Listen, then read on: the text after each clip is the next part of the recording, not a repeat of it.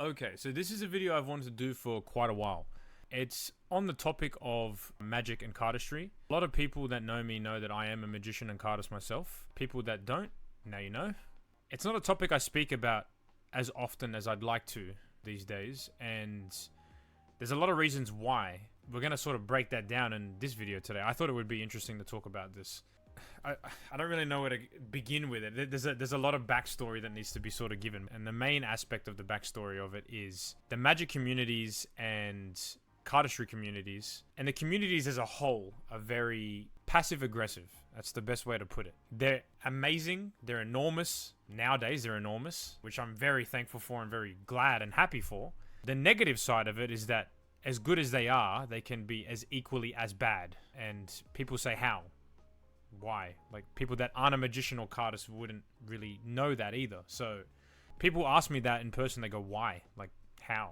How's that even a thing? And it is a thing because it's what made me leave the community many years ago. Not permanently, but it made me not like it enough to the point where I didn't want to perform or do what I wanted to do anymore. And that was because of the community, but also because my job as a magician and my lifestyle as a magician and a cardist, it started to feel like a gig that didn't get taken seriously. It's a professional role that requires a lot of skill for either magicians or cardists, and it started to get treated as more of a joke more than something serious. Especially for gigs that I used to do. It was always something that eventually led to more of child's play than a serious act, which I didn't like. It was a professional thing I was doing, and a lot of other magicians, I'm sure, can relate to, as well as cardists. And that sort of pulled me out of it a little bit. What didn't help was the negative side of the cardistry and magic communities that had some people that they have such a big ego, and that's cool. You know, that might be how some people are, but it's not personally one I resonate with. Which a lot of people don't in those communities. Those communities, hence the name, are meant to be a safe space and a collaborative space for magicians and cardists to grow and develop and share between the people that work in the same line of industry and work. When that becomes a place that you're not comfortable in, or those particular people that are there to support you sort of treat you the opposite, it doesn't really make you feel welcome. I know that not just being a person that had that happen to me over the years, but also with all the other magicians and cardists I've met have had the same sort of problem or story, which is why they sort of fell out of their love for either cardistry or magic, which kind of sucks, because if you love something, you want to do it. If it's a job that you love and you really want to pursue that, it kind of sucks if someone doesn't take you serious, or if you don't feel like you're doing good enough, or you're not as good as other people in it, or, you know, and that's always going to be a thing, but you want that support there. And I feel like because those roles are not really popular or taken serious enough, people just give up or don't want to be really around it, which sucks. I went on a long hiatus after. I had a lot of negative people in those communities that didn't really make me feel welcome, but there was a lot of good too, and I really missed that aspect of it. That's what made me want to go back into it, and I'm glad I did. I am back in those communities now, and it's great. But you know, I'm older now. I don't really care about those negative things. But when I was younger, someone that didn't have that much experience going into these communities, it really did affect me, as I'm sure it has for many other magicians and cardists I've seen over the years. Yeah, so that's pretty much that to sum up. So that gives you kind of a backstory of that. But today, I wanted to sort of talk about a recent interaction I had personally with another cardist, which I was really happy about. It was really nice. This is the type of thing that is important and what we want in the community, not the other side of it we spoke about just then. There are communities mainly on Instagram and all these other private groups that we have for magicians and cardists. There's also Reddit forums. I was on Reddit and scrolling through the cardistry forum, or the cardistry subreddit, I should say, and also the magic subreddit. There's about 106,000 members in there, and a lot of people are online sometimes and send their videos in to get some tips and tricks or just general advice about either magic or cardistry. So I was scrolling through one and saw a video about a gentleman that was working on his judo flip, which is a cardistry move. So it's a particular move that's a one-handed cut, This guy posted a video of his one that he's still learning how to do the move in the Cardistry subreddit. I saw it here, which I'm going to bring up now on the screen.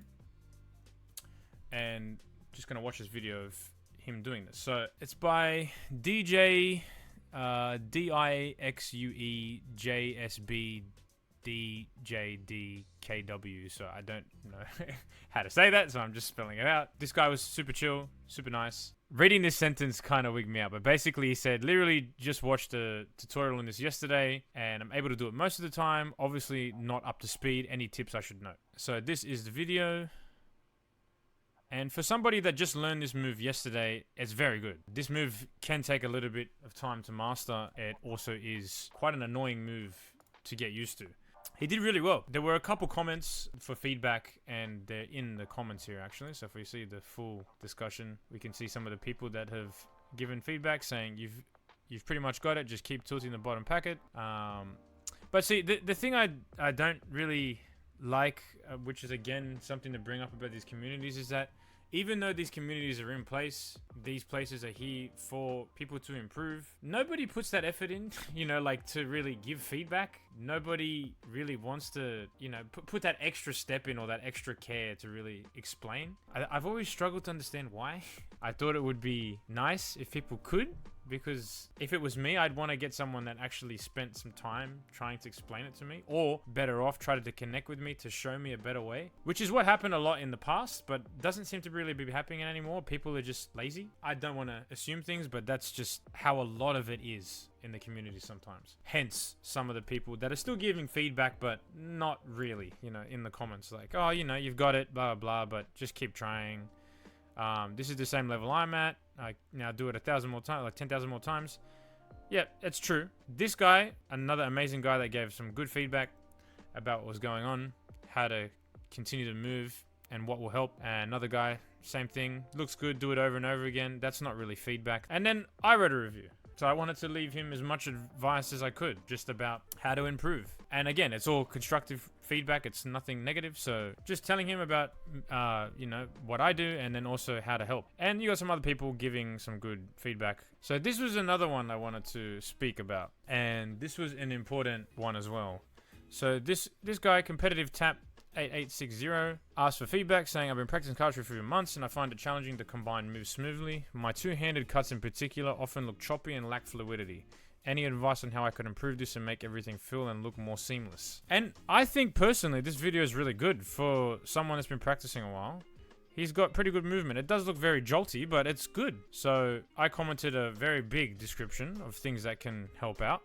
Gave him some good tips about everything. If you want to read all of this stuff, I'll link them below as well. And he responded to me and said, hey, thanks for the feedback.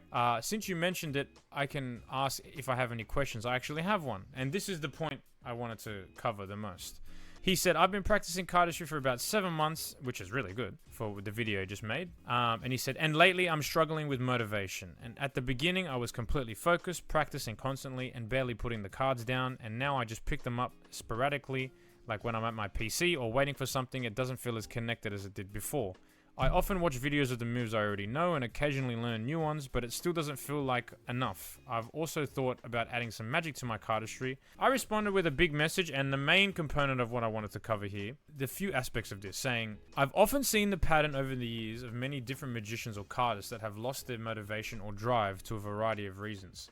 The main one is that real life gets in the way, and the time you wish to invest and spend in both cardistry and magic, you don't get to spend that much time, as much as you would like to anyway. Whether people in either communities admit it or not, it can be quite harsh or unmotivating at a lot of times. Not always the case, but majority of the time it is, especially for early learners or experienced ones as well. So I just gave him some tips of what helped me really stay into that groove and motivation of it. Maybe help him out as well. Like I said in these, it really just depends on the people. People like this really appreciate that feedback. If you have a skill in a certain thing and people might value some of the knowledge or experience you have in that same skill, it will go a mile longer if you just spent a good 5-10 minutes just explaining what you can to help them, even if you don't know them. Because it could make such a drastic difference to them and help them out. And also, they would never forget you for spending your time to do that. I found that this really helped me in the past in that community, but it also really helped a lot of other cardists and magicians that I worked with in the past. So when people ask me why